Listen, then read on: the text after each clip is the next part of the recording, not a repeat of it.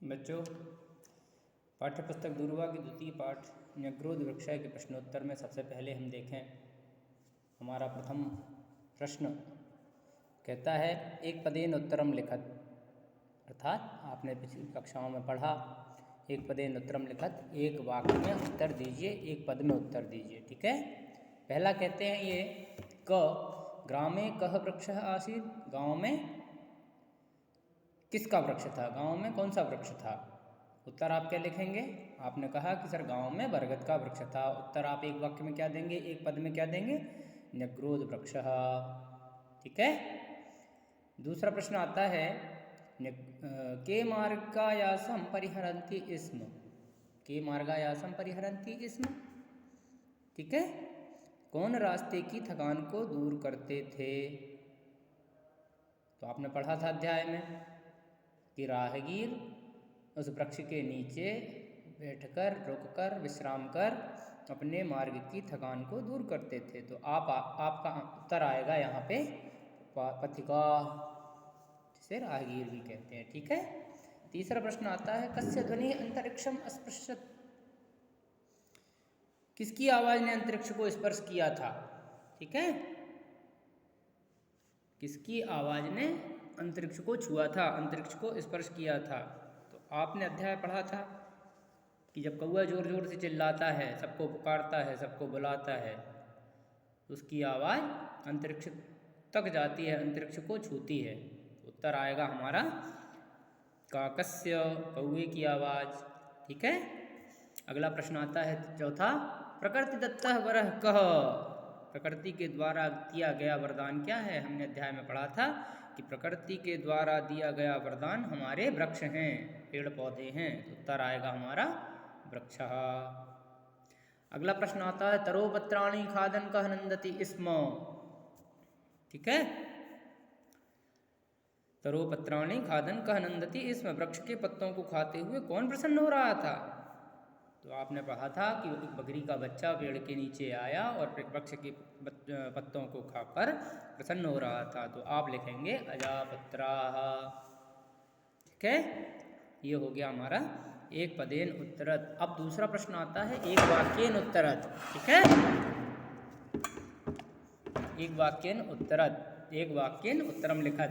प्रश्न पहला आता है हमारा सर्वैः कस्य निर्णयः स्वीकृतः। कथा आपने सुनी है कि सर्वैः कस्य निर्णयः स्वीकृत, सभी ने किसका निर्णय स्वीकार किया। तो आपने कथा जो पढ़ी है, कथा में आया था कि जब सभी पशु पक्षी उस वृक्ष के ऊपर अपना अधिकार जमाने लगते हैं, सब कहने लगते हैं कि यह मेरा वृक्ष है, मैं इतने वर्षों से यहाँ रह रहा हूँ, मेरे आजा परदादा, मेरे बाप दादा सभी लोग यहाँ पुराने समय से रह रहे हैं, मैं काफ़ी समय से यहाँ रह रहा हूँ। इस बात का निर्णय जब बकरी के बच्चे ने किया तो यही प्रश्न आ रहा है कि सभी ने किसका निर्णय स्वीकार किया। इस बात का निर्णय करने के लिए अजापुत्र बकरी के बच्चे को ये कार्य सौंपा गया कि वह इस बात का निर्णय करे कि यह वृक्ष किसका है। तो उत्तर आएगा हमारा सर्वैः अजस्य निर्णय स्वीकृत, सभी ने बकरी के निर्णय को स्वीकार किया। दूसरा प्रश्न आता है कह वृष्टि वर्षति, वर्षा कौन वर्षा करता है, या वर्षा किसके द्वारा होती है, या कौन वर्षा करता है। तो उत्तर आता है हमारा यहाँ पे कि वरुण भगवान, वरुण देवः वृष्टिम वर्षति, है ना। वर्षा कौन करता है, वरुण देव करते हैं। तो वरुण देव वृष्टिम वर्षति। तीसरा प्रश्न आता है वृक्षस्य आधारभूता का, वृक्ष का आधारभूत कौन है। तो वृक्षस्य आधारभूता भूमाता। ठीक है। वृक्ष का आधारभूत कौन है, धरती माता है। धरती माता को संस्कृत में कहेंगे भूमाता। तो वृक्षस्य आधारभूता का, वृक्षस्य आधारभूता भूमाता। ठीक है। अगला प्रश्न आता है अस्माभिः का वर्धनीया, हमें क्या बढ़ाना चाहिए। अस्माभिः का वर्धनीया, हमें किसका वर्धन करना चाहिए, हमें क्या बढ़ाना चाहिए। तो यहाँ ये कहते हैं कि अस्माभिः वृक्ष संपत्ति वर्धनीया, हमें वृक्ष रूपी संपत्ति को बढ़ाना चाहिए। वृक्षों की जो संपत्ति है, हमें वृक्षारोपण करना चाहिए, हमें वृक्षों की संपत्ति का वर्धन करना चाहिए। अगला प्रश्न आता है किम महत् पापम अस्ति। ठीक है। सबसे बड़ा पाप क्या बताया है, कौन सा सबसे बड़ा पाप है। तो इनमें लिखा है इन्होंने, अध्याय हमने पढ़ा जब अजा का पुत्र बकरी का बच्चा सारे पशु पक्षियों के उस विवाद को निर्णय जब देता है तो वो बताता है कि वृक्षाणाम छेदनम महत् पापम अस्ति, वृक्षों को काटना ही सबसे बड़ा पाप है। ठीक है। इसके बाद प्रश्न आता है, अधोलिखित प्रश्नानाम उत्तराणि लिखत शुकः किम अवदत्। ठीक है। तोते ने क्या कहा? तो आप याद करिए कि जब हम कथा पढ़ रहे थे, जब हम कथा सुन रहे थे, तो कथा में एक जगह आया हुआ था कि शुकः अवदत् अस्य वृक्षस्य फलानि खादन् जन्मतः अहमत्रैव वर्ते नाहमिमं द्रुमं परित्यक्तुमिच्छामि मदीय एवायं निग्रोध वृक्षः इति। हिंदी अनुवाद समझे इसका। तोता कहता है, इस वृक्ष के फलों को खाते हुए मैं जन्मों से यही हूँ, मैं इस वृक्ष को छोड़कर नहीं जाना चाहता हूँ, यह बरगद का वृक्ष मेरा ही है। ठीक है।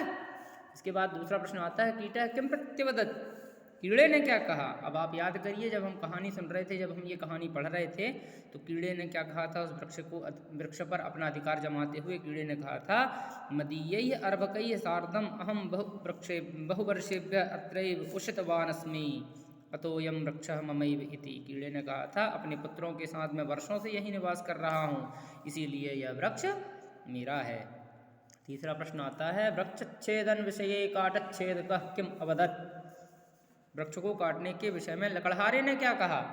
जब लकड़हारे के पास बात पहुंची थी, तब उत्तर में